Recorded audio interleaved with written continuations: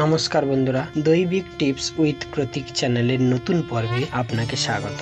আমার চ্যানেলকে like subscribe করার জন্য অসংখ্য ধন্যবাদ। ভগবানের কাছে প্রার্থনা করি ভালো থাকুন, সুস্থ থাকুন। আজকের বিষয় মহাশিবরাত্রি পূজা অর্চনা ও নিয়ম কানুন। তো বন্ধুরা, সামনেই মহাশিবরাত্রি। এই শিবরাত্রিতে 4টি শুভযোগে 8ই মার্চ পালিত হবে। মহাশিবরাত্রি এই তিথিতে শিব পার্বতীর পূজা করা হয়। ফাল্গুন মাসের কৃষ্ণপক্ষের চতুর্দশী তিথিতে মহাশিবরাত্রি পালিত হয়। এই দিন শিবলিঙ্গ রূপে প্রকট হয়েছিলেন মহাদেব। এই দিনই বিবাহ বন্ধনে আবদ্ধ হয়েছিলেন শিব পার্বতী। এই তিথিতে শিব পার্বতীর পুজো করলে ব্যক্তি সুখ সৌভাগ্যের আশীর্বাদ লাভ করে। ফাল্গুন মাসের কৃষ্ণপক্ষের চতুর্দশী তিথিতে শুরু 8ই মার্চ রাত 8টা থেকে, শুভক্ষণ রাত 9টা 57 থেকে 9ই মার্চ সন্ধ্যা 7টা 17 পর্যন্ত।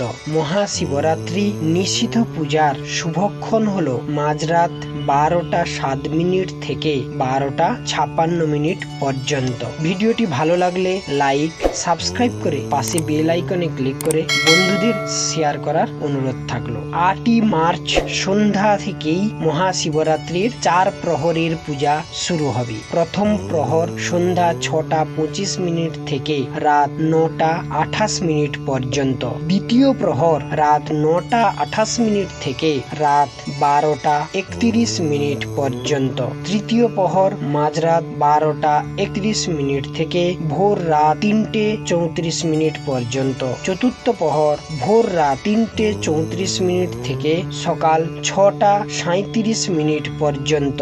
এবছরের মহাশিবরাত্রি 4টি শুভ সংযোগ থাকবে, যার ফলে এই তিথিতে মাহাত্ম্য বহুগুণ বৃদ্ধি পেয়েছে।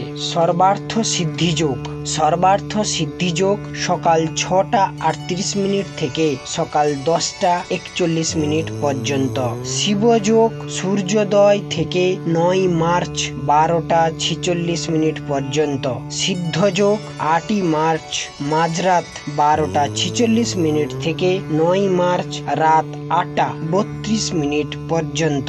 শ্রবণ নক্ষত্র সকাল 10টা 41 পর্যন্ত। তারপর ধনিষ্ঠা নক্ষত্র থাকবে। শিবকে স্বামী রূপে লাভ করার জন্য কঠোর তপস্যা করেছিলেন হিমালয় কন্যা পার্বতী। মহাশিবরাত্রি তিথিতেই পার্বতীর তপস্যা সফল হয়। মহিলারা অখণ্ড সৌভাগ্য লাভের জন্য এদিন উপবাস করেন ও শিবের আরাধনা করেন। এছাড়াও এই তিথিতে শিবলিঙ্গ রূপে প্রকট হয়েছিলেন মহাদেব। তাই এই তিথিতে শিব পূজা করলে মহাদেবের আশীর্বাদে সমস্ত দুঃখ কষ্ট দূর করা যায়।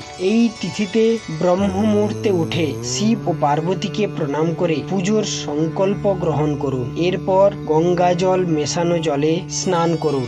নতুন ও স্বচ্ছ পোশাক পরে সূর্যকে অর্ঘ্য দিন। মন্দিরে গিয়ে দুধ গঙ্গা জল দিয়ে শিবের অভিষেক করুন। এছাড়াও বাড়িতে একটি চৌকিতে লাল কাপড় বিছিয়ে শিবের প্রতিমূর্তি রাখুন।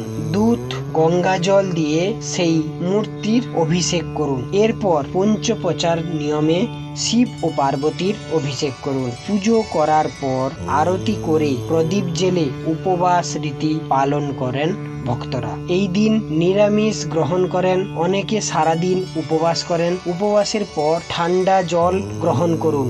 1.5 লিটার দুধ, আমন্ড, কাজু বাদাম, পেস্তা, জাফরান খাওয়া ভালো এবং চিনি হাফ কাপ, ছোট এলাচ, গোলাপের পাপড়ি, দারচিনি, গোলমরিচের টুকরো মিশিয়ে ফুটিয়ে ঠান্ডা করে গ্রহণ করুন, উপকার পাবেন। অনেকে 24 ঘন্টা জলও খান না। উপবাস ভাঙা উচিত কোনো মিষ্টি বা পায়েস খেয়ে। ব্রত পালনের উপকরণ গুলি হলো গঙ্গামাটি, বেলপাতা, গঙ্গা জল, দুধ, ঘি, মধু, কলা, বেল, বেলের কাঁটা, ধুতরা, আকন্দ, অপরাজিতা, কলকে, শিবের প্রিয় ফুল। সিদ্ধ চালের ভাত খেতে নেই। আতপ চালের ভাত খাওয়ার নিয়ম রয়েছে। এছাড়া ময়দার তৈরি খাবার খেতে পারেন, তবে সন্ধক লবণ দিয়ে রান্না করতে হয়। শিবরাত্রিতে মহামৃত্যুঞ্জয় মন্ত্র পাঠ করলে বহুগুণ শক্তি বাড়ে। প্রথম প্রহরে দুধ দিয়ে স্নান করাতে হয়। স্নানের মন্ত্র ইদং স্নানীয় দুগ্ধং ওং হৌং ঈশানায় নমঃ। দ্বিতীয় প্রহরে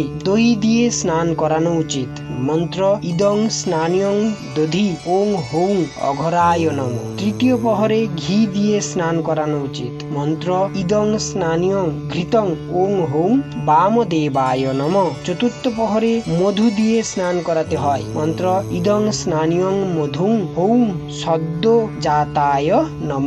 এই ব্রত পালনের ধর্ম, অর্থ, কাম, মোক্ষ এই চতুর্বিধ ফল লাভ হয়। শিবের প্রণাম মন্ত্র ওং অভিঘ্নেন ব্রতং দেব তৎপ্রসাদাৎ সমর্পিতম ক্ষমস্ব জগতাং নাথ ত্রৈলোকাধিপতে হর জন্মায়াদয় কৃতং পুণ্যং তদ্রুদস্য নিবেদিতম তৎপ্রসাদান্ময়া দেব ব্রত মদ্য সমর্পিতম প্রসন্ন ভবমি শ্রীমন মদ্বুদ্ধি প্রতিপাদাতাম দাতালোকেন মাত্রেন পবিত্রোস্মিন ন সংশয়। এছাড়াও শিবের আরো অনেক মন্ত্র রয়েছে, শিবের স্তোত্র রয়েছে, শিব পূজা পদ্ধতি আর বইটা পেয়ে যাবেন। তো ভিডিওটি ভালো লাগলে লাইক, সাবস্ক্রাইব করে পাশে বেল আইকনে ক্লিক করে বন্ধুদের শেয়ার করবেন। জয় সীতারাম, জয় শঙ্কর মোচন। নমস্কার।